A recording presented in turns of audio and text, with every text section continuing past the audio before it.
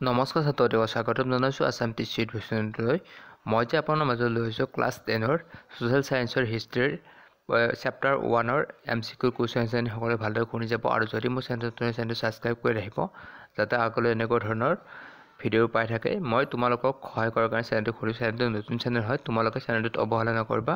Channel নতুন বুলি তোমালোকে হয়তো নাভাবে এই চেনেলটোৰ পৰা আমাৰ কোনো ধৰণৰ উপকাৰ নহয়। চেনেলটো তোমালোকে আগুৱাই নিলেহে চেনেলটো গ্ৰ' হ'ব আৰু চেনেলটো তোমালোকে আগুৱাই নিবা। তোমালোকে এটা ছাবস্ক্ৰাইব দি মোক তোমালোক সহায় কৰাত আৰু উৎসাহিত কৰে আৰু কমেণ্ট কৰিব তোমালোকক কেনেকুৱা ধৰণে মই সহায় কৰিব লাগে। মই তোমালোকক যেনেকুৱা ধৰণৰ সহায় কৰিব লাগে মই সহায় কৰাৰ চেষ্টা কৰিম, কিয়নো তোমালোক সহায় কৰাৰ কাৰণে মই চেনেলটো খুলিছোঁ। তোমালোকে ভালদৰে শুনি যোৱা। আজিৰ MCQৰ পাৰ্টটো 41 বন্দে মাতৰম সংবাদপত্ৰৰ সম্পাদক কোন আছিল? Option A Rishi Aurobindo Ghosh, option B Surendranath Bandyopadhyay, option C Bankim Chattopadhyay, D এটাও নহয়, ইয়াৰ উত্তৰটো হ'ব option A Rishi Aurobindo Ghosh. Question number 42 Swadeshi আন্দোলনৰ পটভূমিত ৰচিত পলাশীৰ প্ৰায়শ্চিত্ত নাটকখনৰ নাট্যকাৰগৰাকী কোন আছিল? Option a Girish Ghosh, option b Amarendranath Dutta, option c Kshirode Prasad, option d Amritlal Basu. ইয়াৰ শুদ্ধ উত্তৰটো হ'ব অপশ্যন চি ক্ষীৰোদ প্ৰসাদ। 43 নম্বৰ স্বদেশী আন্দোলনৰ পটভূমিত ৰচিত বংগৰ অংগচ্ছেদ নাটকখনৰ নাটকৰ নাম কি আছিল? Option a Girish Ghosh, option b Amarendranath Dutta, option c Kshirode Prasad, option d Amritlal Basu. ইয়াৰ শুদ্ধ উত্তৰটো হ'ব অমৰেন্দ্ৰনাথ দত্ত। 44 চাব্বাস বাঙালী নাটকখনৰ নাটকগৰাকীৰ নাম আছিল? Option a Amarendranath Dutta, option b ইয়াৰ অপশ্যন এটো অপশ্যন বি দিয়া গৈছে, অপশ্যন এ হ'ব option a Amarendranath Dutta, option b Girish Ghosh, option c Kshirode Prasad, option c Amritlal Basu. ইয়াৰ শুদ্ধ উত্তৰটো হ'ব অমৃতলাল বসু। কুৱেশ্যন নম্বৰ 45 স্বদেশী আন্দোলনৰ পটভূমিত ৰচিত চিৰাজউদ্দৌলা নাটকখনৰ নাট্যকাৰগৰাকী কোন? Option a Girish Ghosh, option b Amarendranath Dutta, option c Kshirode Prasad, option d Amritlal Basu. ইয়াৰ শুদ্ধ উত্তৰটো হ'ব অপশ্যন এ গিৰীশ ঘোষ।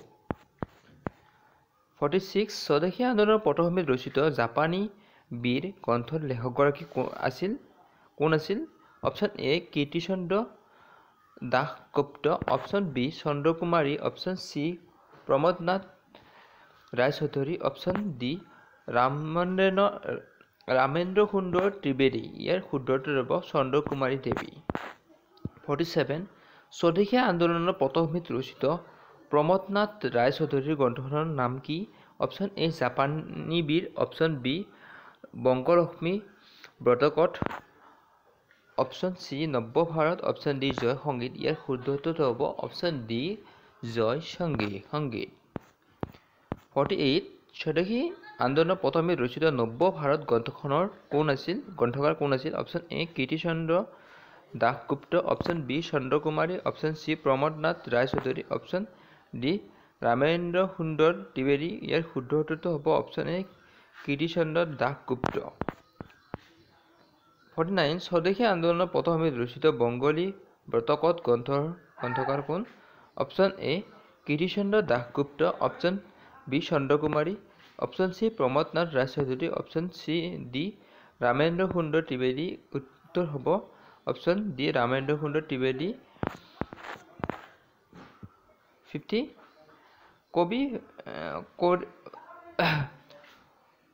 কৰিম ৰবীন্দ্ৰনাথ ঠাকুৰে গীত ৰচনা কৰিছিল? এ 18টা, বি 23টা, চি 28টা, ডি 33টা। ইয়াৰ শুদ্ধটো হ'ব 33টা। আজিৰ পাৰ্টত MCQখিনি মই 50টা MCQ ক্লিয়াৰ কৰিলোঁ।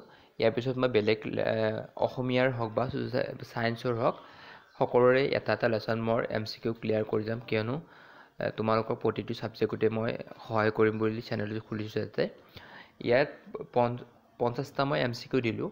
ইয়াৰ পিছত মই আৰু ভালকৈ কিতাপৰ পুংখানুপুংখভাৱে উলিয়াম, কিয়নো 50টাৰ পিছতো আৰু কিছুমান ৰৈ গৈছে। ৰৈ যোৱাখিনি তোমালোকক মই নেক্সট ভিডিঅ' কৰি দি থাকিম তোমালোকে ভালকৈ পঢ়িবা আৰু চেনেলটো ছাবস্ক্ৰাইব কৰি ৰাখিবা যাতে তোমালোকে আগলৈ এনেকুৱা ধৰণৰ ভিডিঅ' পাই থাকা তাৰে আশা কৰি মই আজি ইমানতে সমাপ্ত কৰিছোঁ নমস্কাৰ